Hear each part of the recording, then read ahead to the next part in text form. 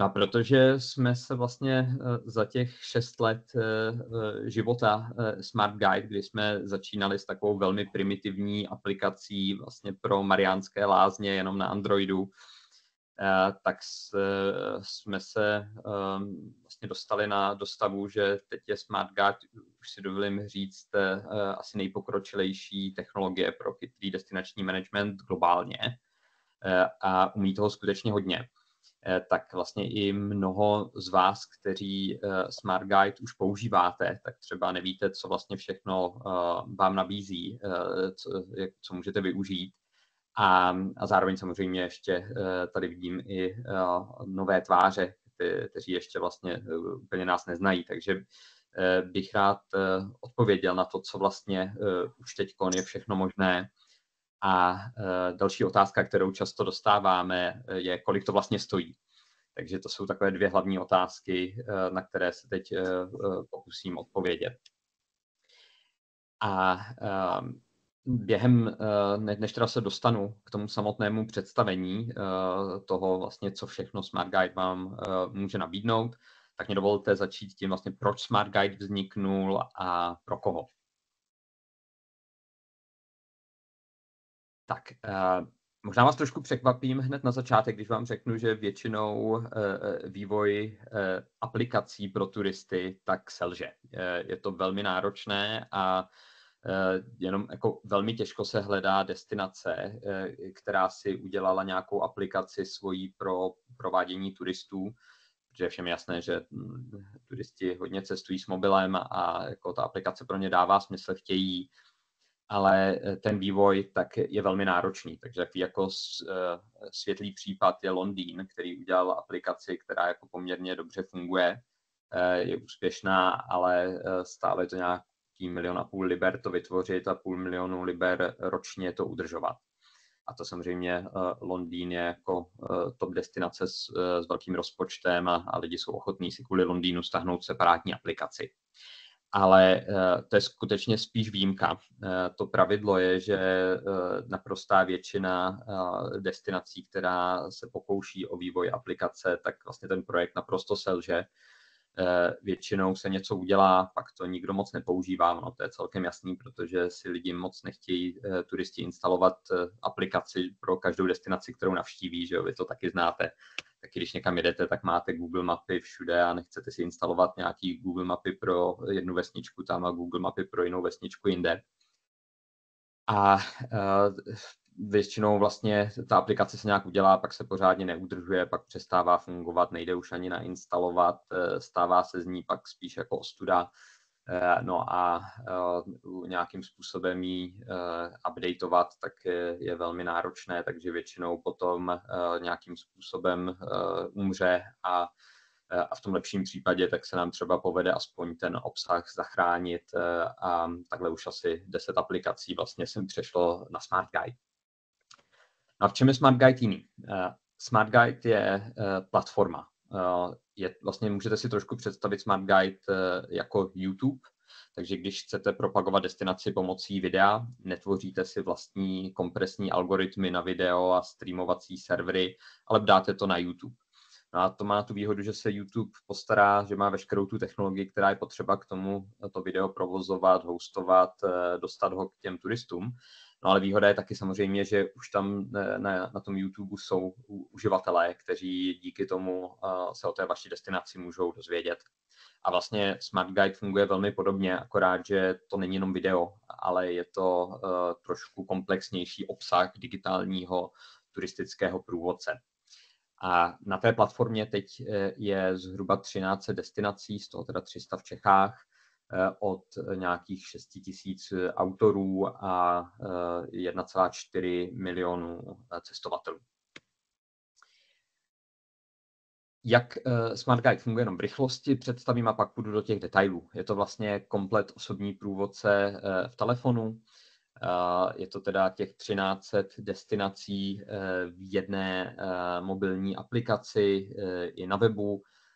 Jsou to komplet průvodce městy, kde máte body zájmu a i mapy, trasy doporučené, kudy chodit.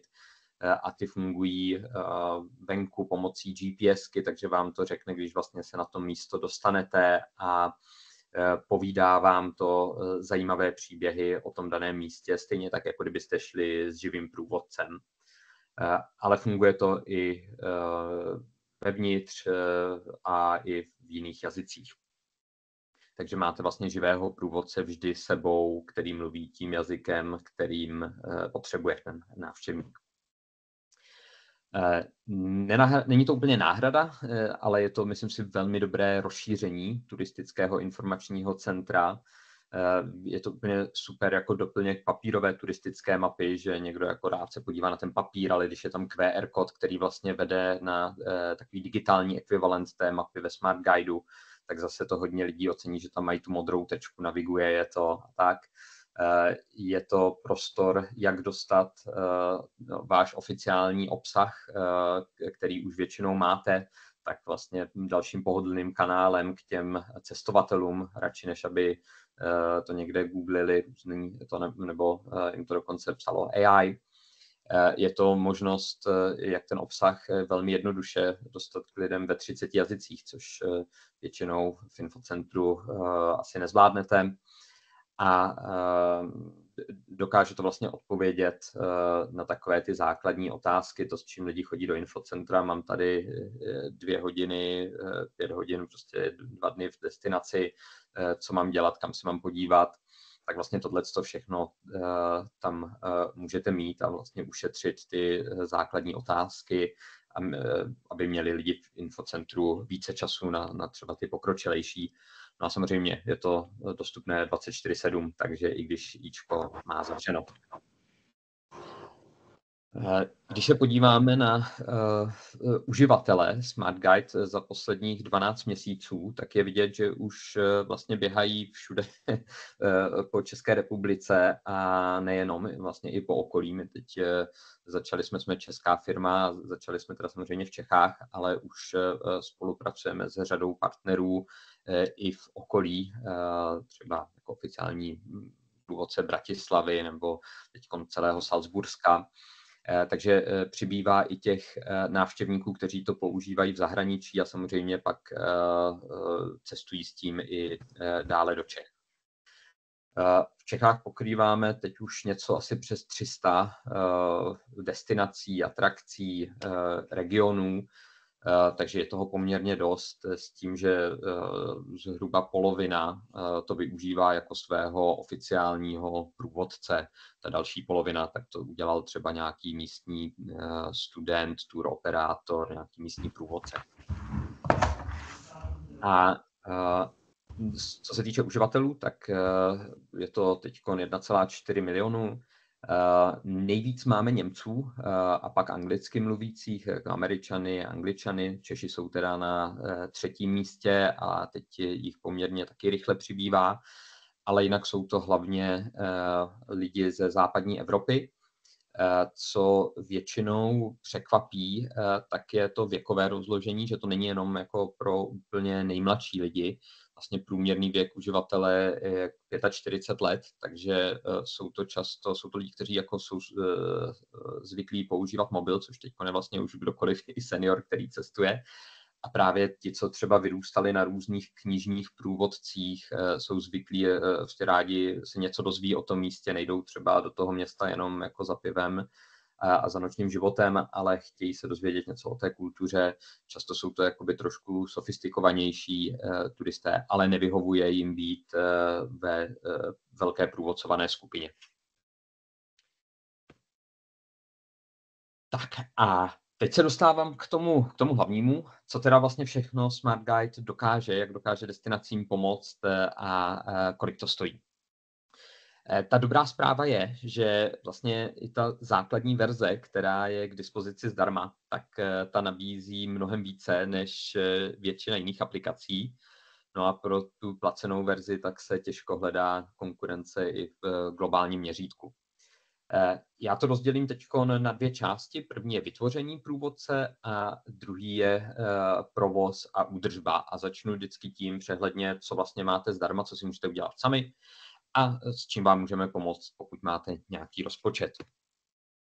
Takže první to vytvoření zdarma, tak vlastně k tomu máme k dispozici redakční systém, který můžete se snadno do něj sami přihlásit, pokud tam ještě nejste, na náš přímo odkaz našeho webu nebo tady na stránkách, rádi vám pošleme.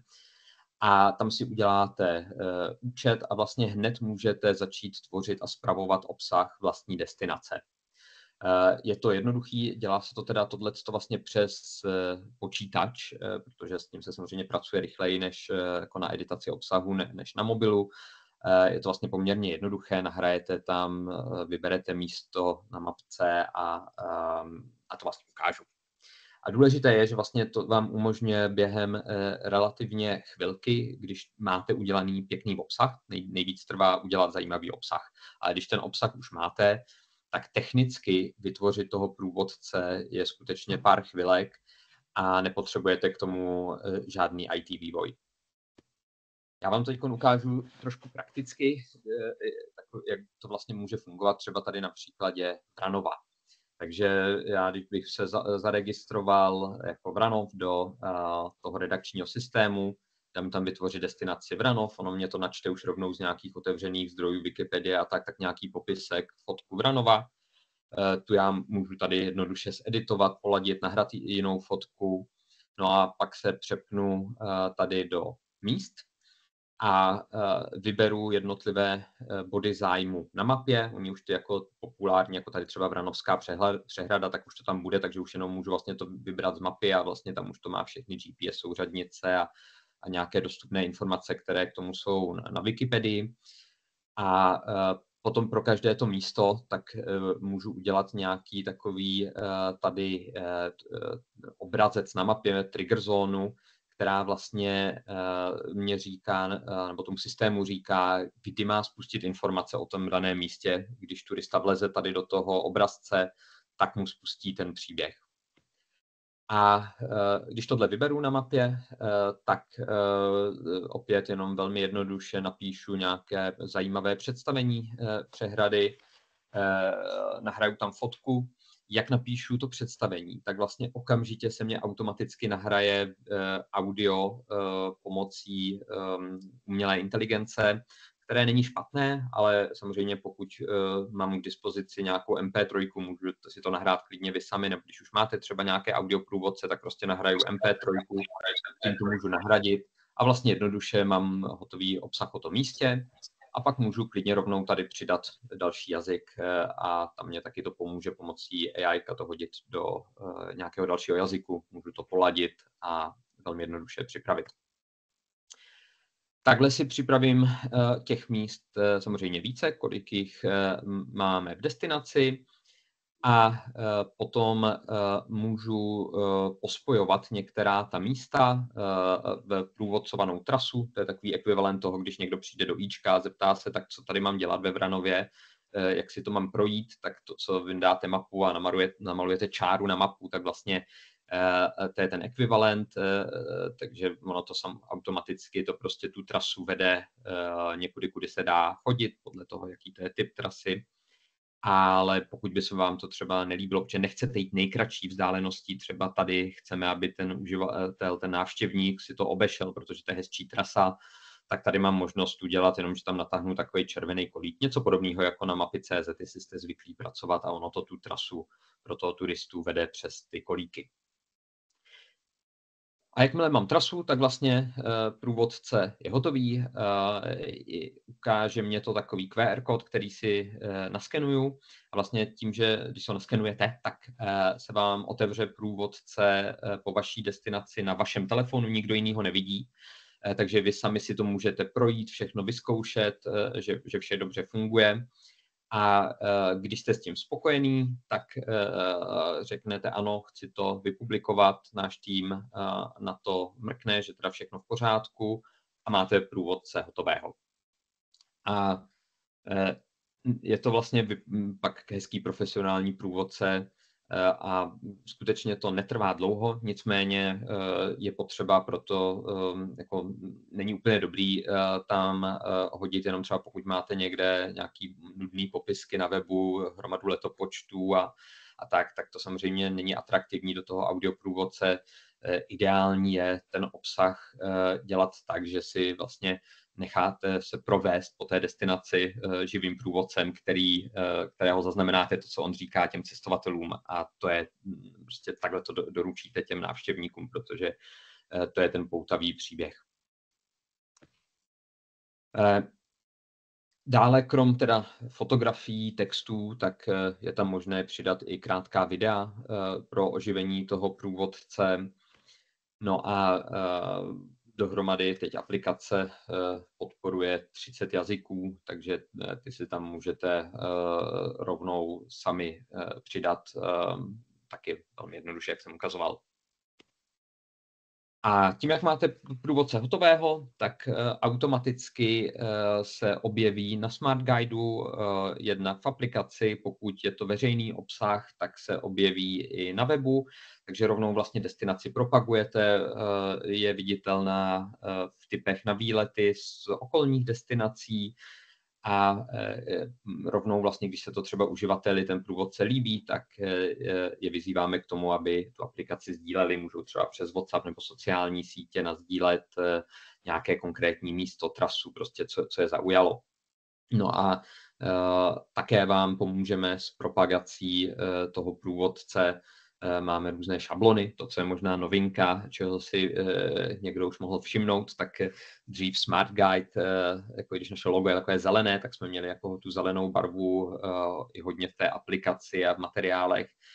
Nicméně jsme vyslyšeli vaši zpětnou vazbu a vlastně ta aplikace je teďkon, jako ty barvičky v aplikaci, když vidíte, tak jsou víc neutrální, aby vynikl váš brand, vaše fotografie, a vlastně i ty plakáty, máme šablony, které můžeme vlastně přizpůsobit vašemu brandu. Tak, a tohle všechno vlastně si takhle si můžete udělat průvodce zdarma. A pokud chcete pomoct s přípravou na klíč, tak my vám s tím vlastně rádi pomůžeme. Náš tým umí udělat komplet průvodce na míru, ale většinou je to tak, že vy vlastně uděláte to, co víte, to, co máte, to, co je pro vás jednoduché, a s tím zbytkem my vám pomůžeme. Takže je to většinou nějaká kombinace. Ty ceny služeb se odvíjí od množství obsahu, takže je to většinou podle normostran, kolik normostran textu, překladů a tak podle toho, když budete vědět, kolik máte obsahu, my vám dáme nabídku a vy se pak můžete rozhodnout, jestli třeba si chcete ty překlady nechat udělat od nás nebo si uděláte od někoho jiného. A samozřejmě jako náš tým v tom systému dělá dennodenně, takže pokud by třeba jste měli nějaký jakoby problém, měli tam nějaké složitosti s vytvářením těch tras, chtěli to, aby to fungovalo skutečně super, zoptimalizovat to, kdy se třeba uživateli spustí ta trasa, tak to samozřejmě ten náš tým vám všechno dokáže pomoct. Jenom teď v rychlosti proběhnu ty služby, které nabízíme, takže umíme zprostředkovat profesionální kontextové překlady od rodilých mluvčích a zároveň umíme dělat taky velmi levně překlady pomocí umělé inteligence, kde vlastně dokážeme vzít jenom jako příklad takhle destinaci tady Kolín, která je jenom v češtině, a hodíme ji do cizího jazyka, včetně veškeré body zájmu, popisy v té destinaci, trasy, komplet ze vším všudy přeložit, nahrát i pomocí té umělé inteligence audio, tak je za nějakých 5000 korun. A takže to vám vlastně umožňuje ten obsah dát k dispozici mnoha více cílovým skupinám. Takže pokud třeba máte klasika jenom jako češtinu, angličtinu, někdo němčinu nebo polštinu, ale občas vám prostě přijede někdo z jiných zemí, tak takhle to můžete velmi jednoduše udělat, že třeba můžete mít lidské překlady do těch top jazyků a potom umělou inteligencí třeba tam dát francouzštinu, španělštinu, holandštinu nebo další takové jazyky. A Výhoda je, že potom vidíte vlastně v analytice i jak lidi používají toho průvodce v jakém jazyce, takže se můžete rozhodnout, když se to skutečně používá, tak potom třeba investovat do toho, že to nějaký rodilý mluvčí projde po té umělé inteligenci a ten překlad nějakým způsobem poladí. I když jako samozřejmě teď už my používáme DeepL, takže to je asi nejlepší technologie a funguje už velmi dobře. A má to tu výhodu, je to, že vlastně, když vy vypublikujete ten obsah, tak se ten veřejný obsah my dáme i na web. Můžete to dát i na váš web, k tomu se dostaneme. A tím vlastně už máte informace o té destinaci hotové v tom daném jazyce. A to je strašně důležité, protože když jsem Korejec, Číňan, nebo i to je jedno, třeba ten Francouz nebo Ital, a vyhledávám si, co budu dělat v Čechách, tak pokud prostě o vaší destinaci budu to hledat v tom svém jazyce a pokud o té vaší destinaci nic nenajdu, no tak tam asi nepojedu. Ale když vlastně vy takhle toho průvodce uděláte i pomocí té umělé inteligence, tak už jste dohledatelný, už tam máte ty informace, řekne si, to je super, můžu poznat v Čechách i něco trošičku jako mimo ty top místa, top cíle a vlastně nestratím se tam. A my teda těm uživatelům, pokud je to AI překlad, tak to transparentně ukazujeme, říkáme jim, tohle je přeložený pomocí AI a ještě se ptáme na zpětnou vazbu, většinou je dobrá, ale kdyby bylo něco tam špatně, prostě, že ono občas to samozřejmě může udělat nějakou úsměvnou chybu, tak tu zpětnou vazbu sbíráme, aby jsme věděli, kde je třeba potřeba něco opravit. A to jsme zjistili, že pro ty uživatele funguje velmi dobře, že oni jsou na to zvyklí z jiných služeb, třeba Google Reviews to mají taky, nebo Booking.com, že tam máte ty překlady pomocí umělé inteligence a vlastně i když tam je občas nějaká drobná chybička, tak když tomu uživateli řeknete v tom digitálním kanále, že je to pomocí AI překládané, tak on to respektuje, tak je to v pohodě. Jo? Není samozřejmě, kdyby tam byla chybička a neřekli jste mu, že to je pomocí AI nebo to bylo v něčem vytištěném, no tak to nebere dobře, ale takhle to velmi ocení. Tak, vlastně v tom základu vám nahraje ta umělá inteligence audio zdarma, vy přímo hned, jak píšete, můžete si to poslechnout. Funguje to taky velmi dobře, ale občas to má problémy s místními názvy. Jo, takže když tady budeme mít František a Hračany a takové jakoby česká slova a necháme je vyslovit italského robota, nebo anglicky mluvícího, tak to prostě nevysloví správně. A tohle my umíme opravit, takže my vlastně umíme naučit foneticky toho robota, jak správně vyslovovat ta slova, která mu nejdou v tom vašem textu. A to vlastně jednou ho naučíme a pak už to umí. Takže vy pak můžete velmi jednoduše i měnit texty a už ho to nemusíte učit znovu. Což je výhoda oproti tomu, když oproti třeba nahrávce živým autorem, kde když něco chcete změnit, tak to prostě musíte přenahrát celý, je to samozřejmě velmi nákladné, takže tady to dokážeme udělat a i vlastně výsledkem je potom zcela korektní, jako dobré audio bez chyb a ta cena, když tohle zoptimalizujeme, tak je třeba třetinová oproti tomu, kdyby to nahrával někdo živý. A samozřejmě, pokud máte ten rozpočet, tak jako mít živého člověka, tak je nejlepší, může do toho dát ty emoce, které zatím umělá inteligence úplně neumí.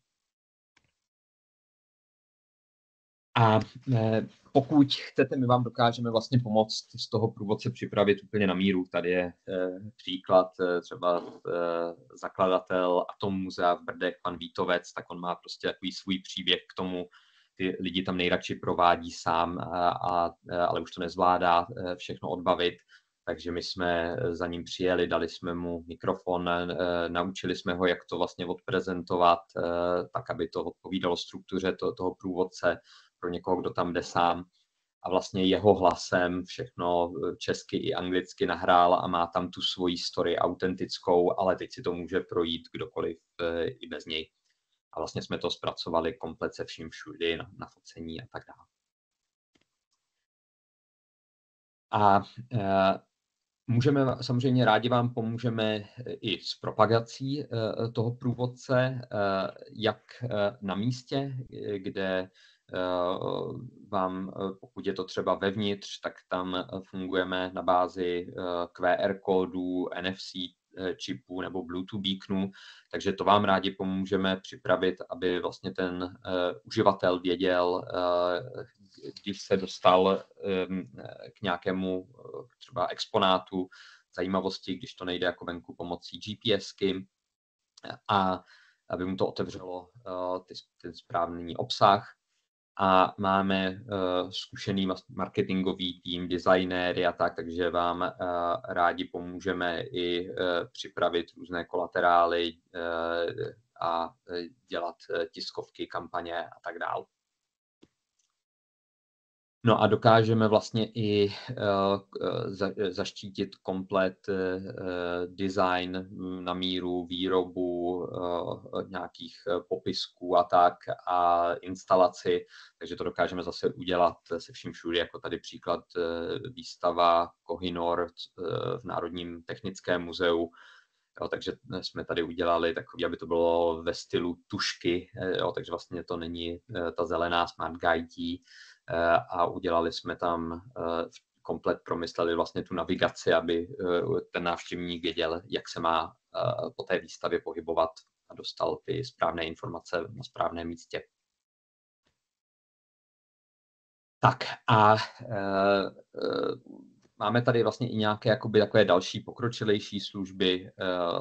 Dokážeme třeba udělat brandovanou obrazovku, takže je příklad Národní památkový ústav, takže to není úplně jako destinace, ale můžeme udělat v rámci Smart Guideu a máme obrazovku pro NPU a v rámci ní tam třeba máme všechny NPU památky, které jsou po České republice.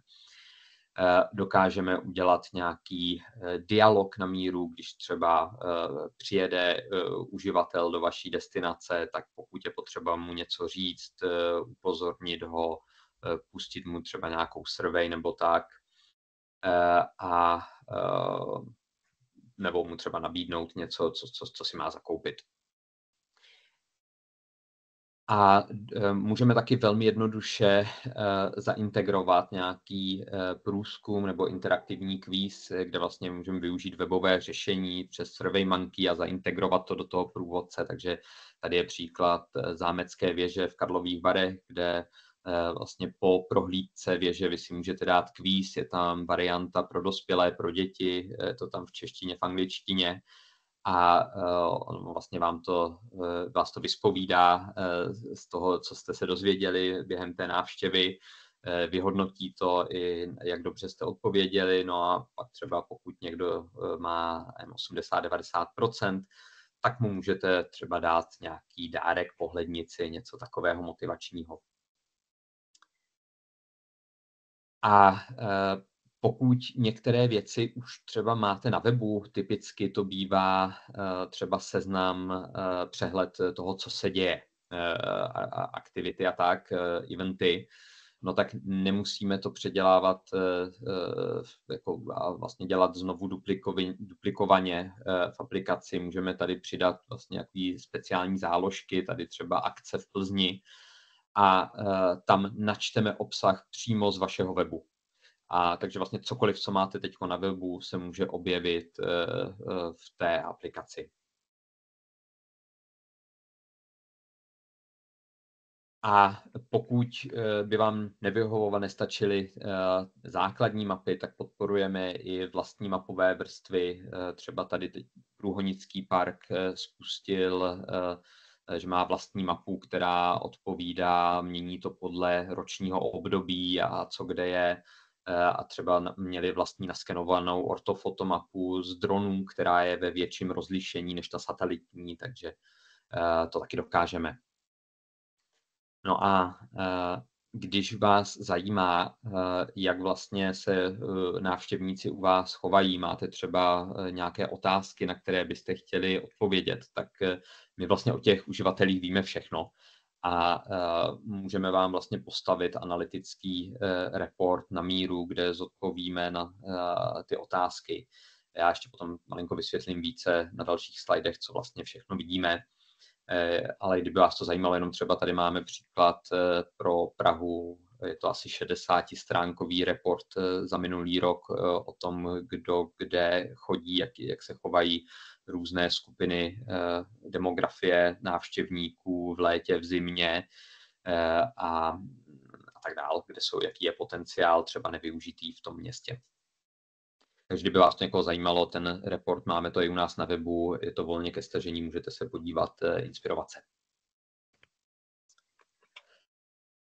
Tak, to jsou teda jsme měli spuštění průvodce, no a teď se dostáváme k tomu provozu, kde zase máme ten základ zdarma. Vlastně jakmile průvodce vypublikujete, tak funguje a toho turistu provádí vlastním tempem a povídá mu na základě GPSky o těch místech to, co je zajímavé, což samozřejmě ho může inspirovat k tomu, aby tam zůstal déle v té destinaci a třeba ho i navedete tam, kam chcete, aby se dostal i mimo ta nejpopulárnější místa. K tomu jsou super právě trasy, které jsem zmínil.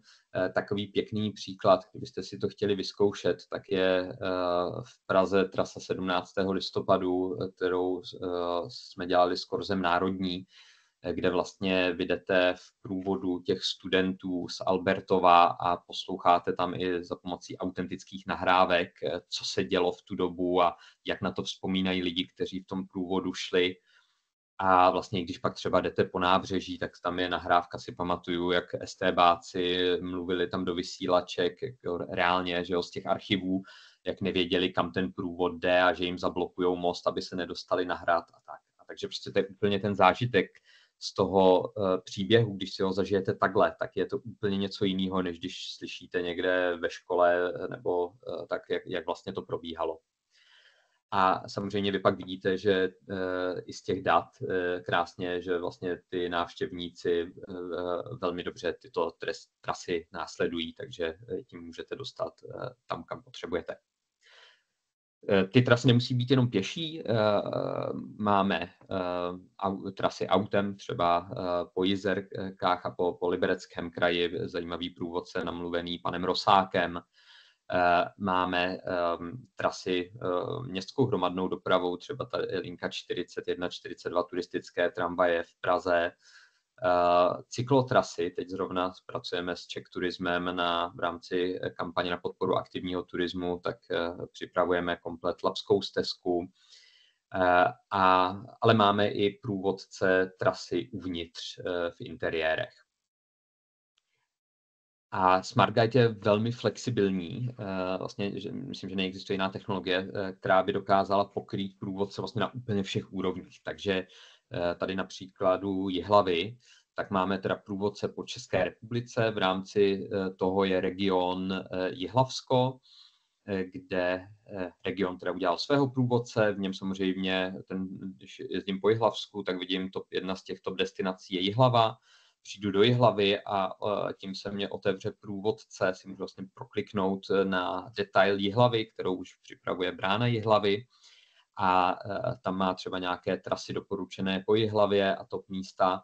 Samozřejmě jedno z těch míst je zoologická zahrada v Jihlavě, takže já se tady dozvím takové ty základní informace o té zoologické v rámci celé Jihlavy. No ale pokud se vydám do té zoologické, tak zase tady si můžu jako to rozkliknout a dostanu průvodce přímo po té zoologické, kde mám okruh už, který mě ukazuje, kde jsou jednotlivá zvířátka a můžu si poslouchat ty příběhy o těch zvířatech, ať už venku nebo vevnitř.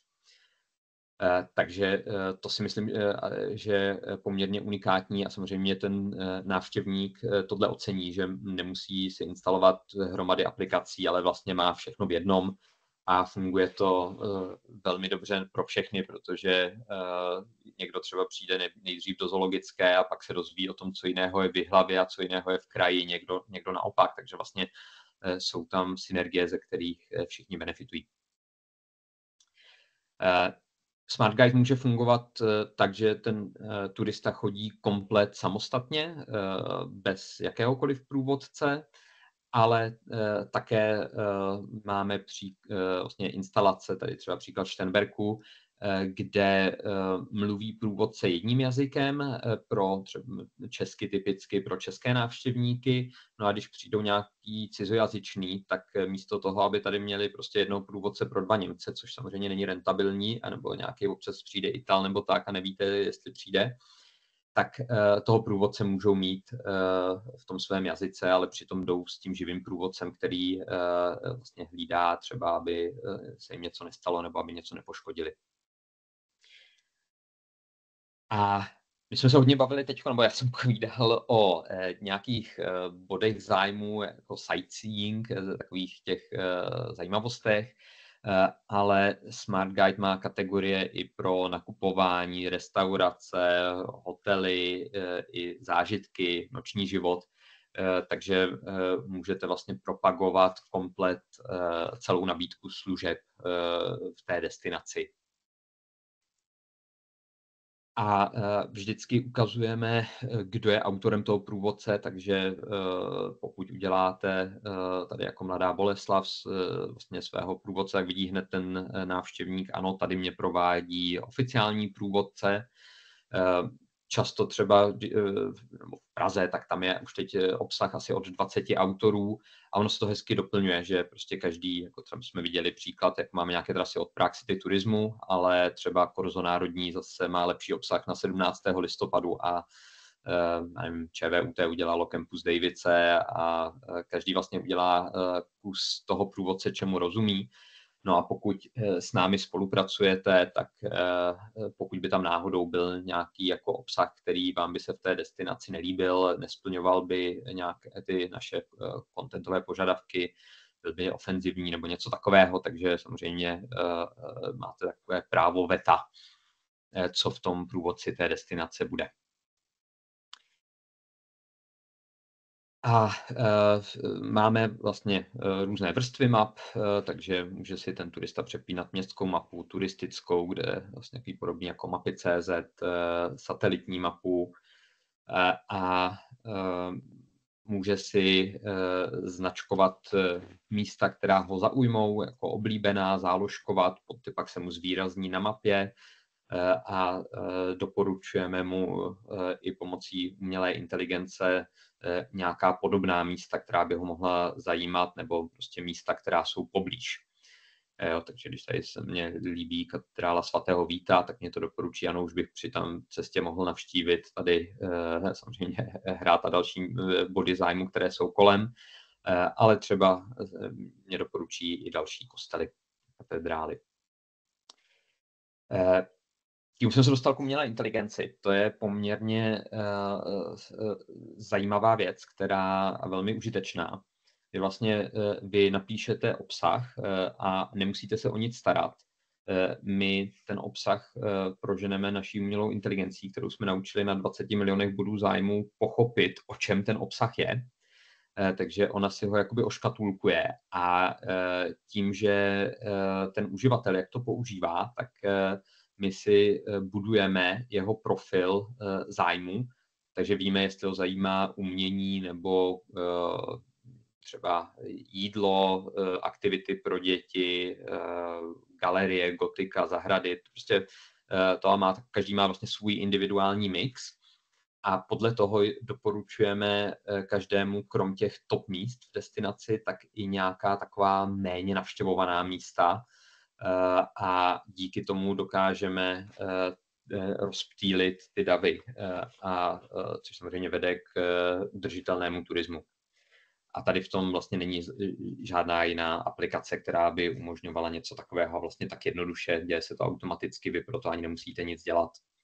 Takže tady je takový příklad jenom na mě, když cestuju s dětma, tak bylo vidět, jsme byli v Plzni v zoologické zahradě, tak pak když si otevřu tady Brno, tak mě to taky doporučuje hned na první obrazovce zoologickou, což by třeba nebyl úplně jako ten top bod v té destinaci, ale samozřejmě pro mě to je relevantní, nebo když jedu do Mariánek nebo Mladé Boleslavi, tak mě to doporučuje různé parky, hřiště pro děti a tak. Takže získám relevantní doporučení, mě to třeba pobídne k návštěvě té destinace A samozřejmě tam pak zůstanu déle a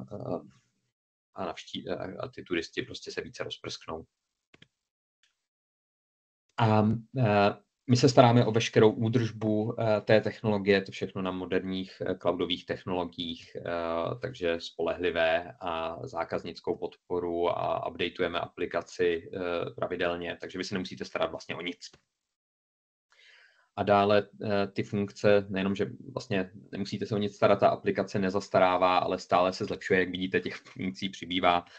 Teď akorát budeme integrovat ChatGPT, chatbota přímo do aplikace, akorát to budeme spouštět teď pilotní provoz v Praze, takže využije umělá inteligence chatbot váš obsah, takže si ho nevymýšlí ta umělá inteligence, jenom poradí tomu uživateli, naplánuje mu trasu třeba, ale využije k tomu ten váš oficiální obsah.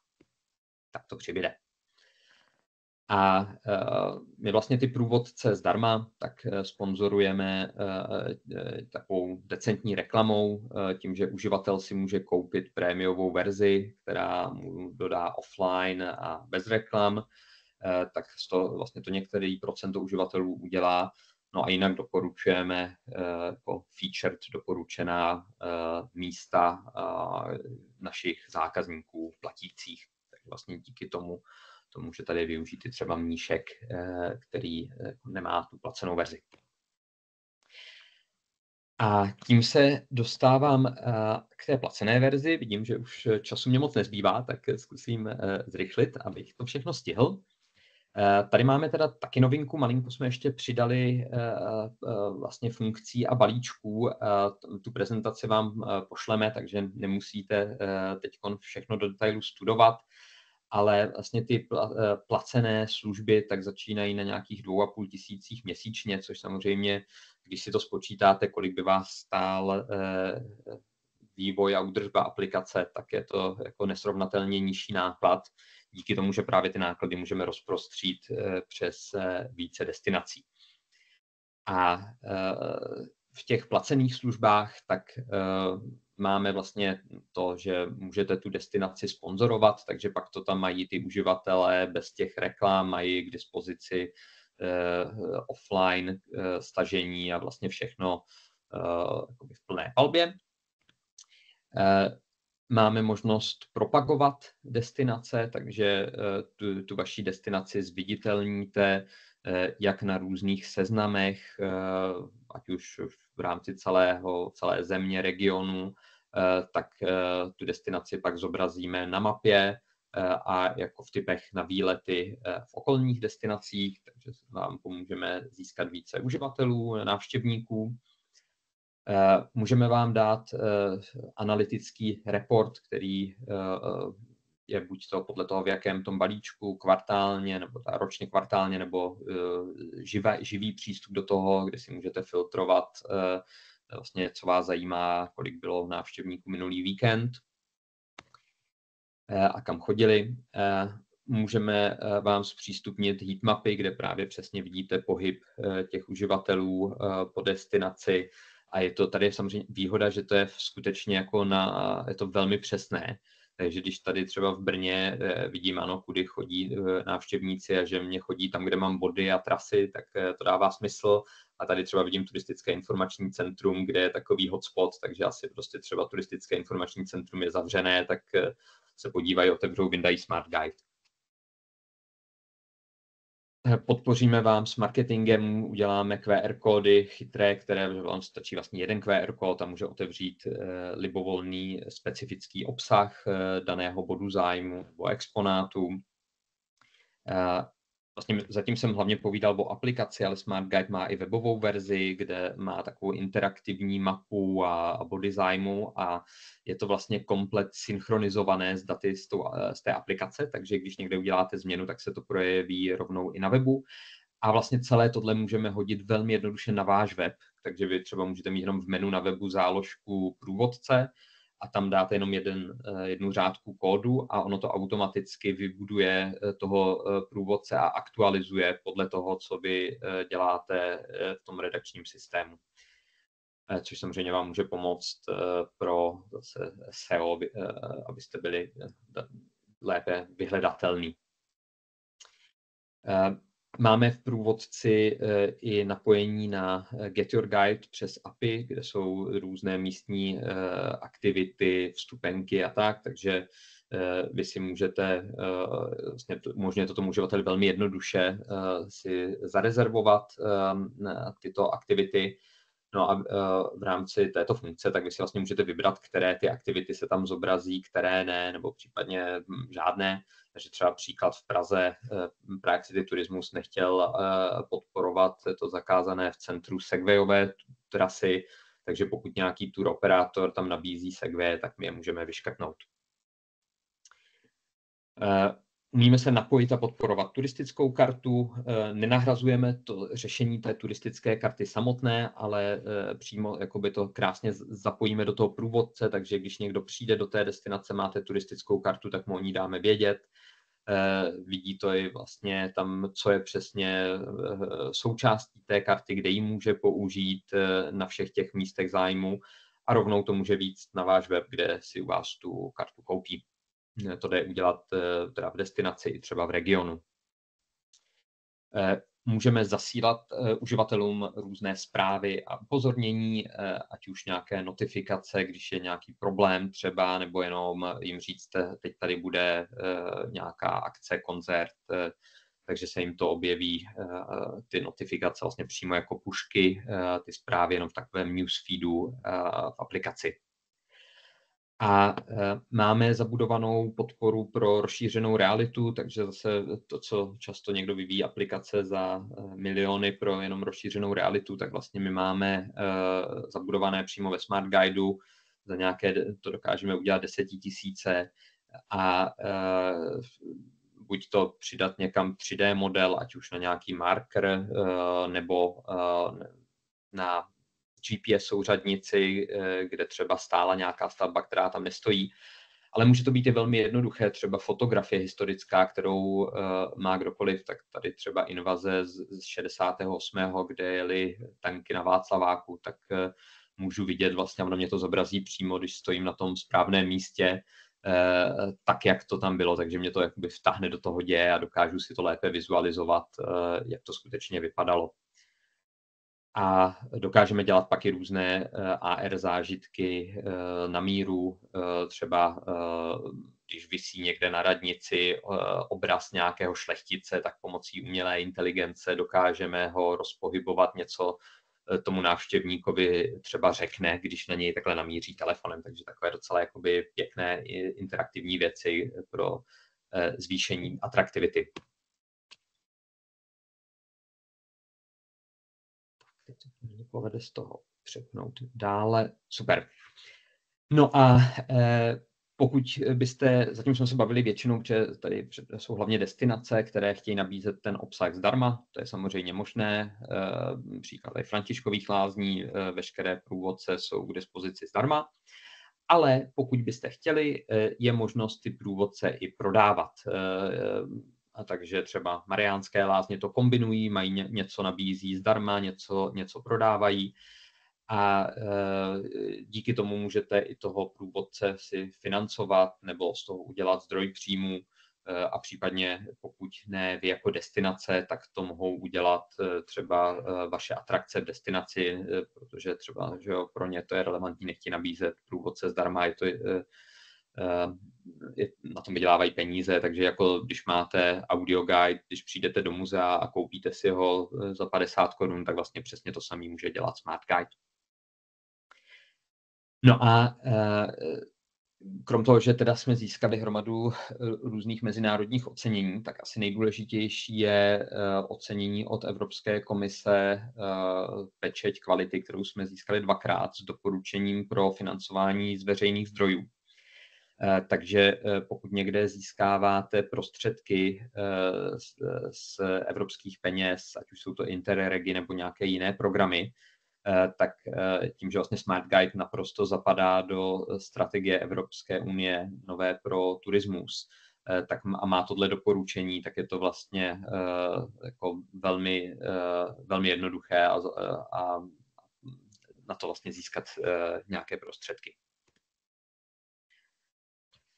Tak, Já vám děkuju za to, že jste ten můj monolog se mnou vydrželi. A jenom závěrem vlastně k tomu, co je taková naše vize. My jsme česká firma, která se snaží vlastně navázat na tu historii, tu tradici, kterou tady máme v turismu, kdy před 100 lety, už teď více než 100 lety, tak Klub českých turistů vymyslel naprosto revoluční turistické značení, které teď inspirovalo zbytek světa, vlastně i teď je ještě špičkou toho, co je, tak my se snažíme navázat vlastně s tou technologií současnosti na to a dát světu nějaké další české řešení. Ale samozřejmě, že to nedokážeme sami. Je to řešení je pro vás a pro vaše destinace, takže velmi oceňujeme, když to využijete a jsme rádi, že vám to pomáhá.